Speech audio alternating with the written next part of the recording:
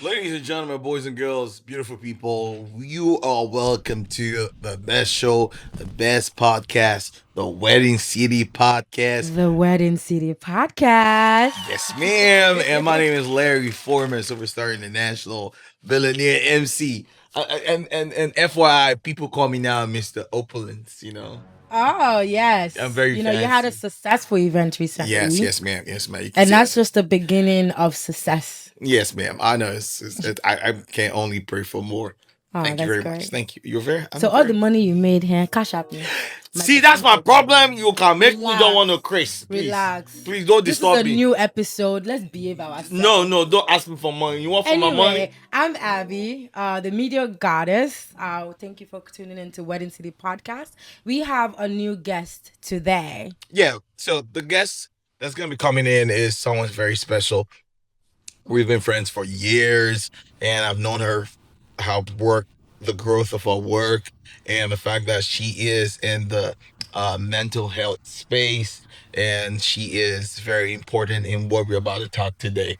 But before we move into that, so I just want to ask you something, right? In your dating experience, like something My that dating experience. I like to be an experiment of this dating experience. like with In every ladies. episode, it's always so Abby, as a single woman, ha, this hallelujah challenge that is going on right now. May God answer all of our prayers. Wait, let me just Continue. ask you. No, Calm continue. down. It's okay. It's Your blood is okay. just hot. Just remind God That you shall find a man in Jesus' name. very soon. And, Rich one, by the way. Yes, a rich one. I know you deserve it.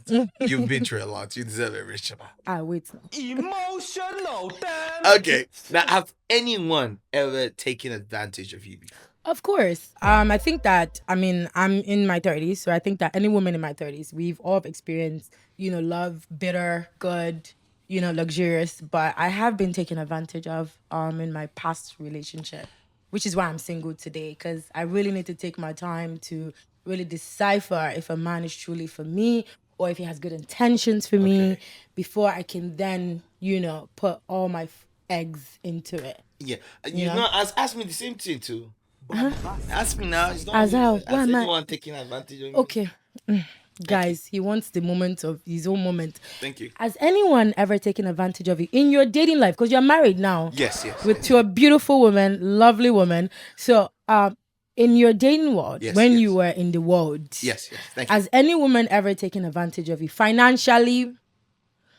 I mean, I've been through a lot. People have taken advantage of me, and because I'm a lover, not a fighter. No, you're not a lover. Why are you lying? Anyone who's been watching our show from episode 1 know that I'm the lover in this segment. Okay. Everyone knows that. You're not a lover. I've guy. actually been to one of the worst. I've been through some situations before, which I will share during the episodes where people try to take advantage of me because maybe probably due to financial reasons or not.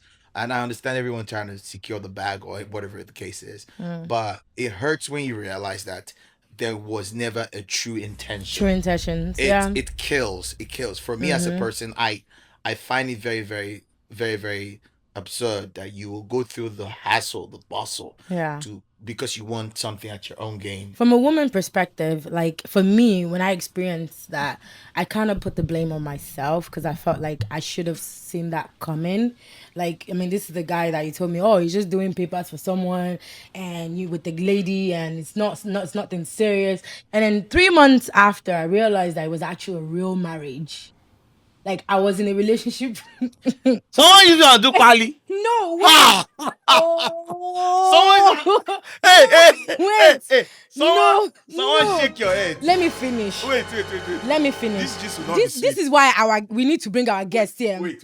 Because you're not the perfect, you're not the right person to talk to about this. Wait. I will spoil this for you. But I Don't won't spoil this it. for you.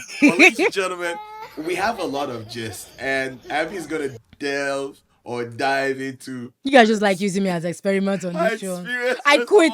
one I'm not user doing it again. and do pali.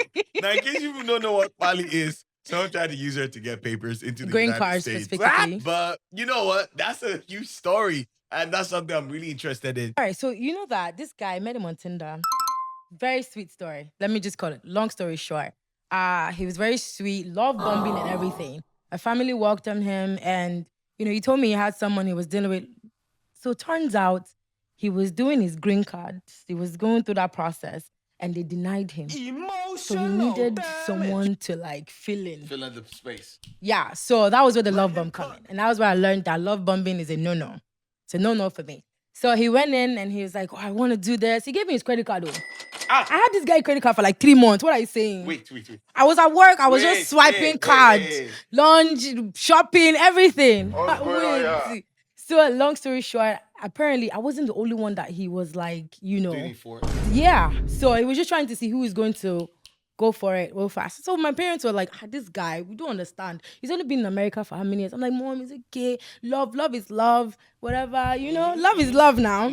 So, and then I found out that, so he had another woman who is an African American and who actually was like ready to go for it. But me, I was still taking my time to see, okay, if he's going to do it, if he's not going to do it. And it turns out he went and married that woman because he was like, this one is too slow. This one is taking her time. So he was trying to play his game. Yeah, and then he ended up dating us both. But that's another story for another day. But the good thing I hear about is that you ate his money. I did. And so who I you did. sue now? Huh? Who you? No, let's stay on the topic. So let's stay on the topic. He used no. The You came and said he was used you, but he did not have good intentions in the first place. Okay. So I felt used. I felt like he came into that relationship. My parents welcomed him. Like, okay, this is a cool guy. All He's right. actually a very responsible guy, you know? And I just kind of felt like, okay, this is my man. I'm I feel 27 years Abby old. Like, you've been through a lot. I'm serious. I have, and I love that I'm like an experiment on this show. Now, this case is about Tracy, Raul, and Peter. Now, 3 people being in a love circle. Tracy needs green card. Peter looks like the guy that is her, perfect gentleman that gets her to get the green card. Right. But she's in love with Raul. Now, in this case, we don't know if Tracy ends up with Peter or ends up with Raul.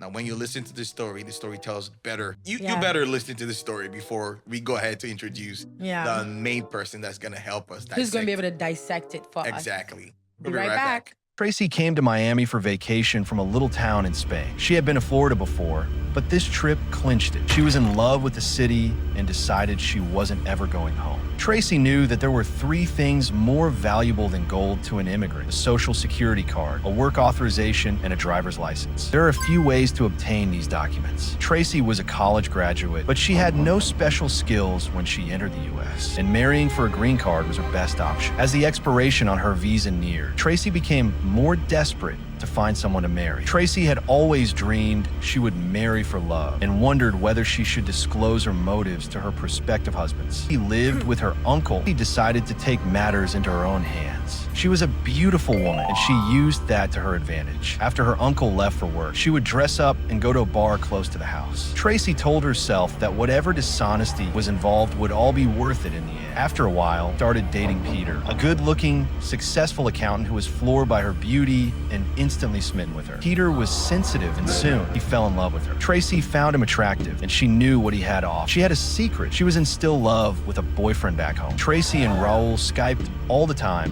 when Peter was at work. That wasn't hard because Tracy couldn't work and Peter seemed to work all the time. Sometimes she felt guilty talking to Raul. Sometimes she was furious because Raul was trying to move on. Knowing she didn't want to go back to Spain, he'd been seeing other women. Even though she had moved in with Peter, she didn't feel she was breaking up with Raul. Tracy accepted handsome Peter's ring. She moved into his beautiful home and shared his bed. Her uncle, suspicious, asked her, "Is this for real?" Laughing, she answered, "Of course." Her uncle had his own struggles to become a citizen, so he closed his eyes and mouth at that point. If she had the stomach for this level of deception, then she deserved whatever happened. Peter made plenty of money and said he'd happily pay for the hall, a band, rings, and gown, all of it. But she longed for Raul, and Peter was no substitute. She stopped sleeping with Peter, and he got suspicious. But his friend said, "She is using you, man. Get a prenup. This girl wants to be a citizen and have it all." That's not true. And anyway, I want her to be a citizen. I want to help her. And I know she loves me. We're both getting what we want, Peter said. They set a date. For most brides, a Miami wedding in December would be amazing. Nice weather and the holidays coming. But Tracy couldn't get into it. Sometimes she hoped Raul might show up and marry her himself. One day, Tracy got a call. "I know what you're doing.